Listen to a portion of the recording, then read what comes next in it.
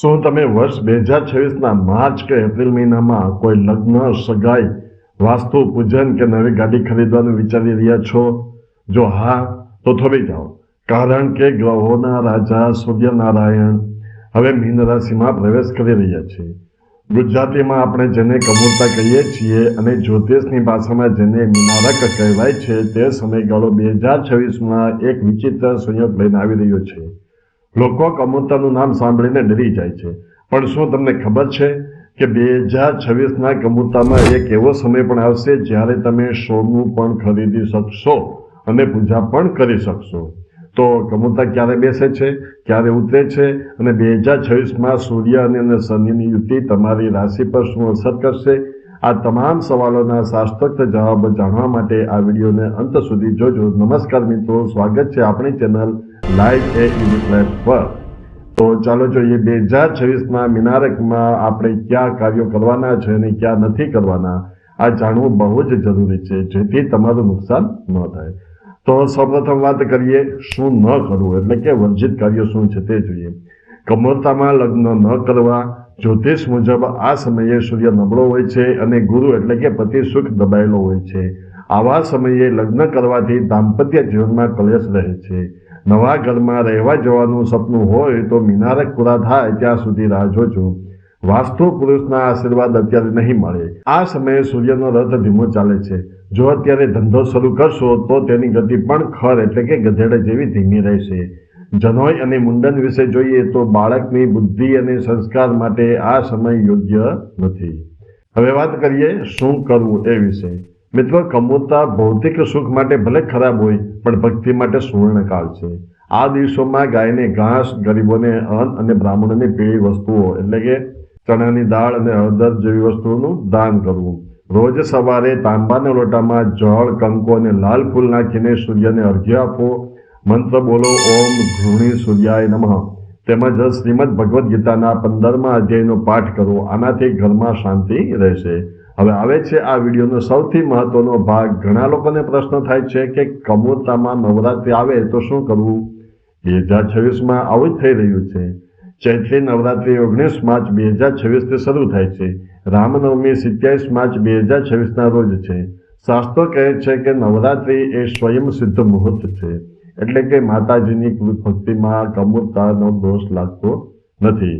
તમે 19 માર્ચના રોજ તમારા ઘરમાં ઘટ સ્થાપન એટલે કે જવારા વાવવા બિંદાસ કરી શકો છો. હવે જોશું ખરીદી માટેની ટિપ્સ.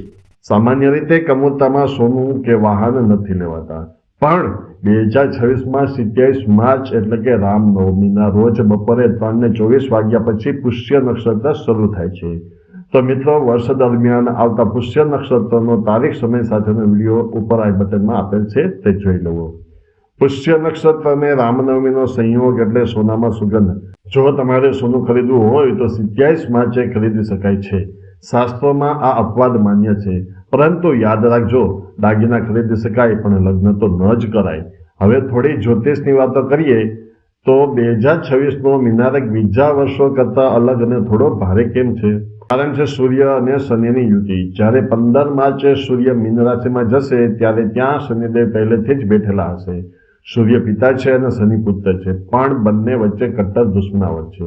આ વિસ્ફોટક યોગને કારણે દેશ દુનિયામાં રાજકીય ઉથલપાથલ અને સત્તા પક્ષને તકલીફ પડી શકે છે. તમારા સ્વાસ્થ્યનું ધ્યાન રાખો. હાડકાં, આંખ અને હૃદયને લગતી તકલીફો વધી શકે છે.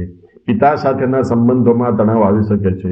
ટૂંકમાં કહું તો મેષ, સિંહ અને ધન રાશિના જાતકોએ સ્વાસ્થ્ય સાચવવું. વૃષભ અને કન્યા રાશિને ધનલાભ થઈ શકે છે.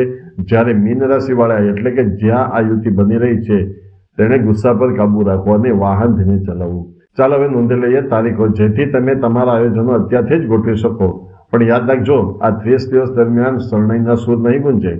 પંચાંગ ગણતરી મુજબ જ્યારે સૂર્ય કુંભ રાશિ છોડી મીન રાશિમાં પ્રવેશ કરે છે ત્યારે મીનારક શરૂ થાય છે. વર્ષ 2026માં મીનારકની શરૂઆત 15 માર્ચ 2026 રવિવાર સૂર્ય રાત્રે એટલે કે 14મીની મધ્યરાત્રે પછી 1:08 મીન રાશિમાં પ્રવેશ કરશે. એટલે કે 15 માર્ચની સવારથી કમૂરતાના નિયમો લાગુ પડશે, જેની સમાપ્તિ 14 એપ્રિલ 2026 મંગળવારના દિવસે સવારે સૂર્ય મેષ રાશિમાં પ્રવેશ કરશે, જેને આપણે મેષ સંક્રાંતિ કહીએ છીએ. બસ આ દિવસથી કમોતા પૂરા અને લગ્ન શ્રાદ્ધ ફરી શરૂ થશે. મિત્રો, અહીં હું તમને એક બીજી વાત કહું છું કે જો તમારે તમારો આવનારો મહિનો કેવો જશે તે જાણવું હોય તો આપણી ચેનલ પર તમારી રાશિ મુજબના વિડીયો દર મહિનાની 20 થી 25ની વચ્ચે રાશિના ક્રમ મુજબ સવારે અને સાંજે 6 વાગ્યે મળી જશે, જે જોવાનું ચૂકશો નહીં. મિત્રો, 15 માર્ચ 2026નો દિવસ મીન સંક્રાંતિનો પુણ્યકાળ ગણાય છે. સવારે 6:31 થી બપોરે 12:30 સુધીનો સમય દાન પુણ્ય માટે શ્રેષ્ઠ છે. તો મિત્રો, આ તે 2026ના મીનારક એટલે કે કમોતાની સંપૂર્ણ માહિતી. ગભરાવાની જરૂર નથી. કુદરતે આ સમય આપણને બ્રેક લેવા માટે આપ્યો છે. જેમ આપણે ફોન ચાર્જ કરીએ છીએ તેમ આ મહિનામાં પ્રભુ ભક્તિ કરીને આપણે આપણા આત્માને ચાર્જ કરવાનો છે. યાદ રાખજો, 15 માર્ચથી 14 એપ્રિલ નો મેરેજ, નો ગૃહ પ્રવેશ. 19 થી 27 માર્ચ નવરાત્રિની ધૂમધામથી ઉજવણી કરો. 27 માર્ચ પુષ્ય નક્ષત્રમાં સોનાની ખરીદી કરો.